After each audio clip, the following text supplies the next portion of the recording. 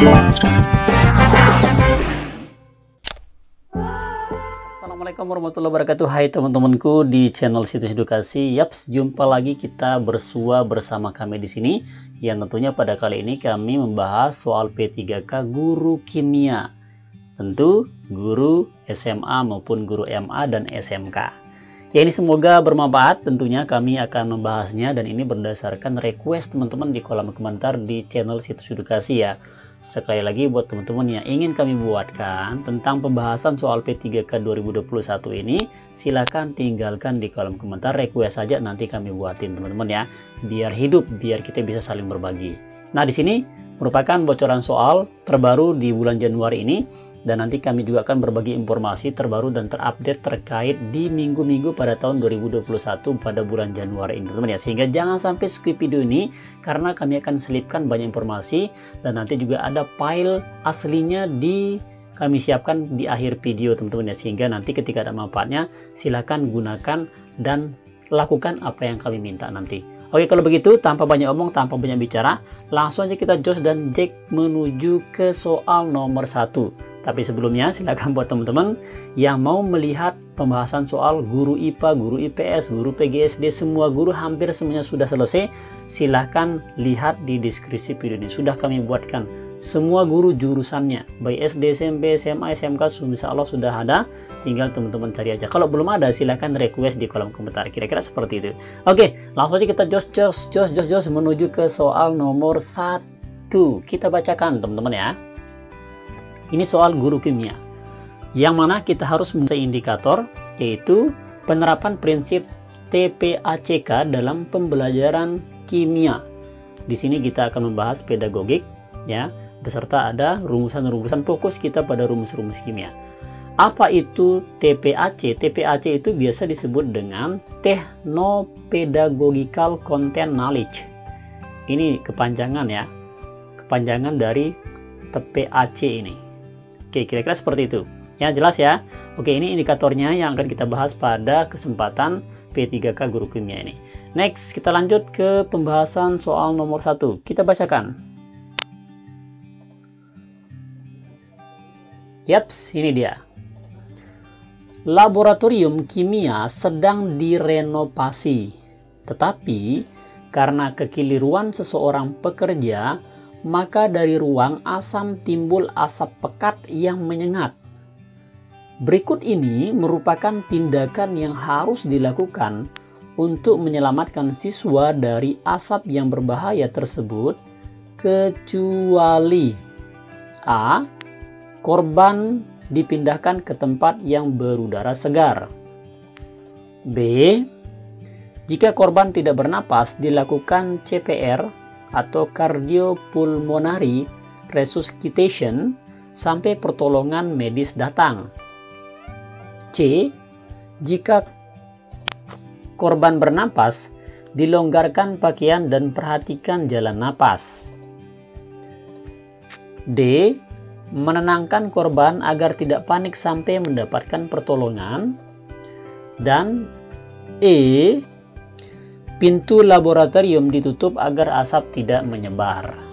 Oke, silakan teman-teman. Yang mana jawabannya untuk soal pertama kita ini?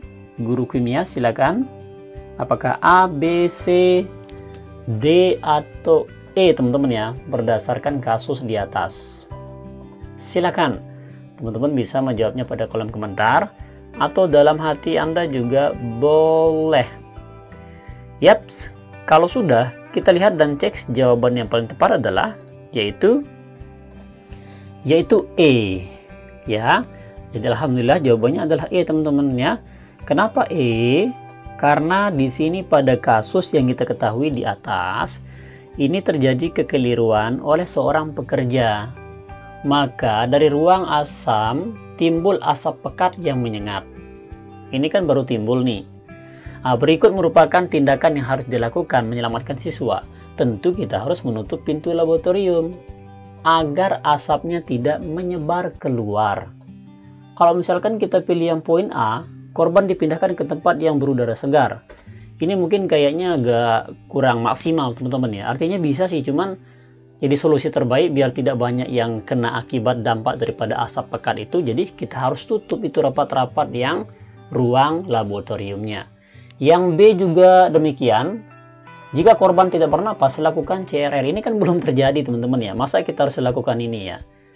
Ini belum terjadi, jadi belum ada korban begitu pada kasus kita lihat di pernyataan di atas ini. Yang C juga begitu, jika korban bernapas dilonggarkan. Ini kan belum terjadi juga.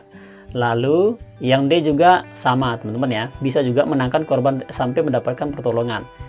Ini bisa juga, cuman kurang tepat, kurang langsung menuju ke masalah intinya.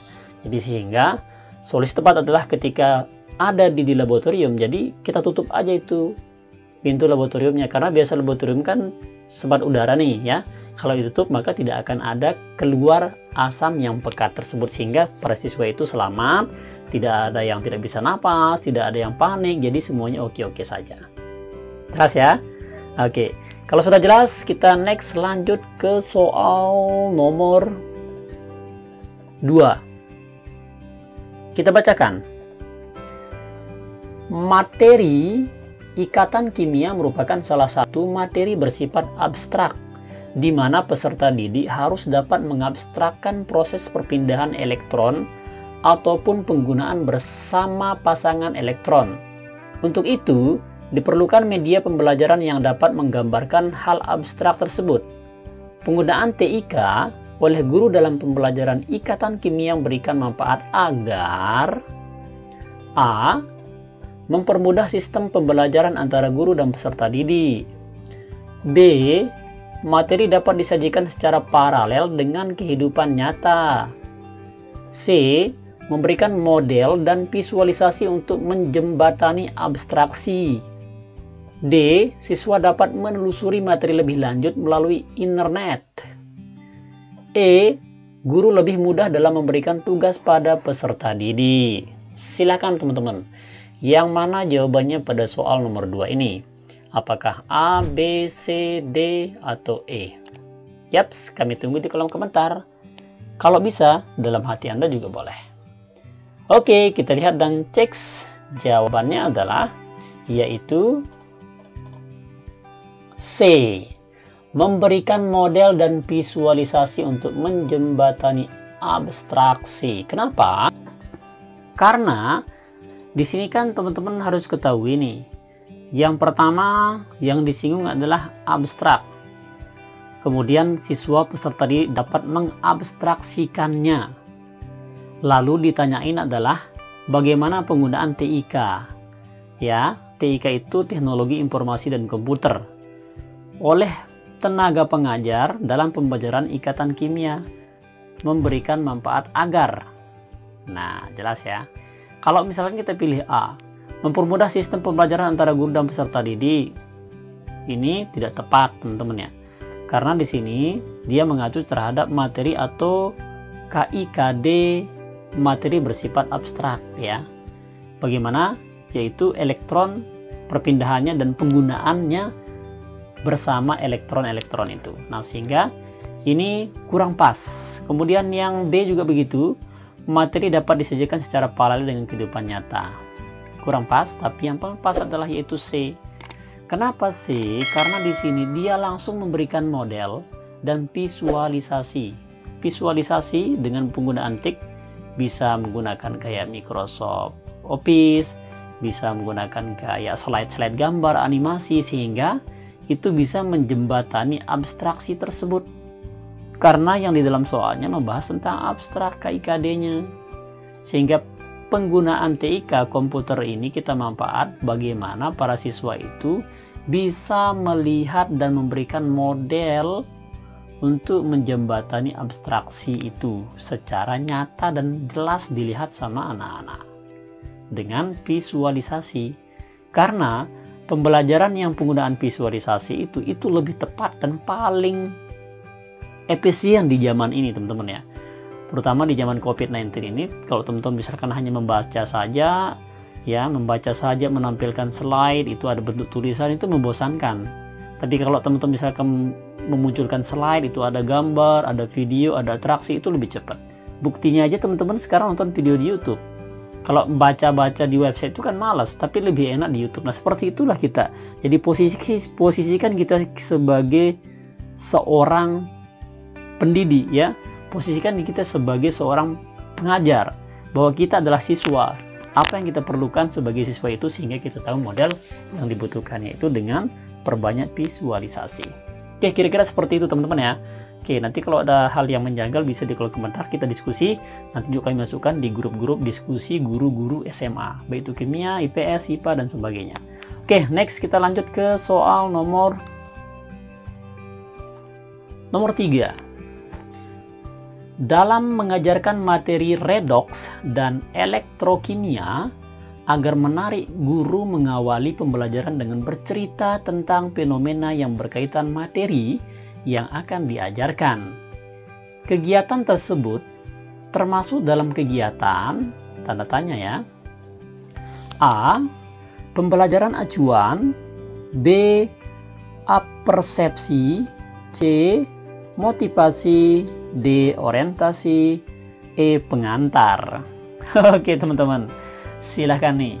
Saya rasa kalau teman-teman sudah lama ngajar nih di sebagai guru kimia, kemudian sudah ikut PPG, ikut UKG, ini sangat mudah sekali jawabannya karena ini masih dalam ranah ranah pedagogik teman-teman ya. Oke, kami tunggu, bisa di kolom komentar atau dalam hati Anda juga boleh. 3 detik dari sekarang. Oke, kalau sudah, kita lihat aja nih teman-teman, tanpa banyak omong banyak bicara, kita cek jawabannya adalah yaitu B. Apersepsi. Kenapa?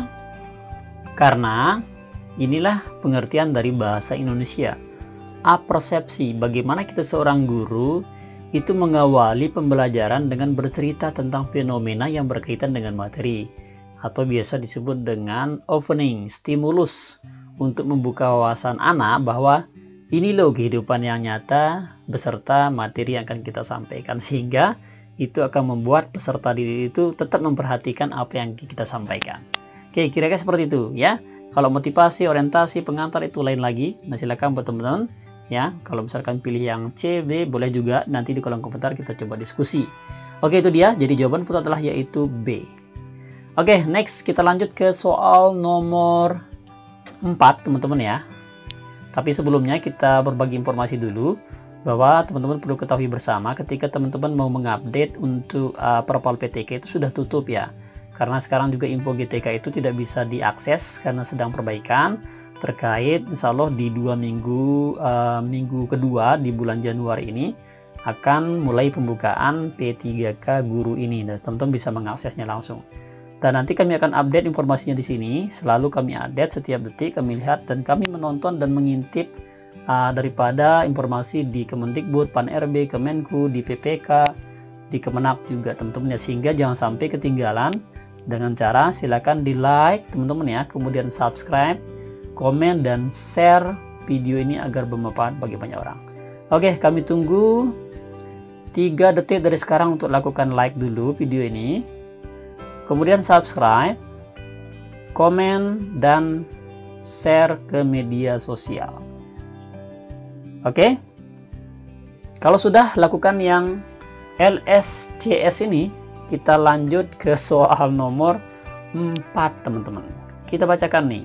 Ini lebih seru banget soalnya nih. Pirimidin dengan MR sama dengan 80 tersusun dari 60% karbon, 5% hidrogen, dan sisanya nitrogen. Dalam kurung ARC sama dengan 12, H sama dengan 1N, N sama dengan 14. Rumus molekulnya adalah, ini ditanyain rumus molekul ya. A, C2H2N, B, C4H4N2, C, C5H5N2, D, C5H5N3, dan E, C6H6N3. Yuk silakan teman-teman ya. Guru-guru kimiaku silakan dijawab ya, yang mana paling tepat. Ini sayangnya mudah nih buat guru-guru kimia ya. Sebenarnya saya juga bukan guru kimia, teman-teman, ini saya hanya berbagi saja. Nanti saya akan bagiin filenya nih. Ini banyaknya sampai 40 soal, teman-teman bisa pelajari, bisa print juga, nanti pelajari ya. Dan kita saling membantu. Kami bagiin filenya secara gratis walaupun kami mendapatkannya secara tidak gratis. Nah, di sini di channel edukasi ini banyak sekali file kami bagikan secara gratis dan itu teman-teman bisa bagikan ke teman-teman lainnya. Oke, kita lihat jawabannya untuk soal nomor 4 ini. Yang paling tepat adalah yaitu B. Kenapa B? Di sini pembahasannya. Ya, silakan. Diketahui MR pirimidian itu 80. Pirimidian tersusun dari 16%, C 5%, H dan 35%. ARC 12, H sama dengan 1, N 14. Ditanya rumus molekul pirimidin. Ini pertanyaannya ya. Jawab, menentukan rumus empiris perbandingan C banding H banding N sama dengan 60% banding 50% banding 35%. Maka perbandingannya massa C banding H banding N sama dengan 60 gram banding 5 gram banding 35 gram. Perbandingannya mol C banding H banding N sama dengan 60 garing 12 banding 5 garing 1 banding 35 garing 14. Itu artinya sama dengan 5 banding 5 banding 2,5 sama dengan 2 banding 2 banding 1. Jadi rumus empiris pirimidin itu C2H2N. Menentukan rumus molekul C2H2N kali sama dengan 80. Artinya dalam kurung 24 tambah 2 tambah 14 kali X, maksudnya ya, X sama dengan 80. 40 X sama dengan 80. X sama dengan 2. Jadi rumus molekul pirimidin adalah C4H4N2. Jawaban yang tepat adalah yaitu B, teman-teman. Jelas ya? Jadi B merupakan jawaban yang paling tepat. Oke, itu dia teman-teman ya. Silakan nih buat teman-teman yang ingin kami dapatkan dan ingin kami kirimkan filenya, bisa di kolom komentar atau ambil aja di deskripsi video ini. Dan buat teman-teman yang merasa terbantu dengan video ini, jangan lupa like, komen, dan subscribe serta share video ini. Oke, kita lanjut di soal terakhir. Ini soal nomor 5 teman-teman ya. Nanti saya coba tunjukkan file aslinya biar tidak ada dusta di antara kita, dikirain kita bohong atau apa, itu tidak enak teman-teman ya. Oke, kita bacain soal nomor 5. Ini kami mengharapkan Anda mau jawabnya pada kolom komentar. Oke, kita bacain. Suatu campuran terdiri atas CaO dan Ca dalam kurung OH2. Untuk menentukan susunan campuran itu dilakukan percobaan sebagai berikut. Sebanyak 1 gram campuran dilarutkan dalam 50 ml air. Ternyata untuk menetralkan larutan itu dibutuhkan 0,032 mol HCl. Massa CaO maksudnya dalam campuran itu sebesar diketahui H sama dengan 1,0 sama dengan 16, Ca sama dengan 40. Nah, maka A 0,5 gram, B 0,4 gram, C 0,2 gram, D 0,1 gram, dan E 0,8 gram. Yuk teman-teman kimia, silakan yang mana jawabannya. Ini kami mengharapkan Anda menjawabnya pada kolom komentar untuk mengetahui keseriusan teman-teman dalam menghadapi seleksi P3K tahun 2021 ini. Dan semoga yang menjawabnya, semoga yang like dan subscribe, saya doakan semoga lulus, semoga murah rezeki, panjang umurnya, serta apa yang diharapkan pada tahun ini semoga cepat tercapai. Amin ya robbal alamin. Oke, dan itu dia. Dan sekarang saya tunjukkan file aslinya ya, seperti yang saya singgung pada awal video, biar tidak ada dusta di antara kita. Kita cek filenya, ini dia. Ini dia teman-teman ya.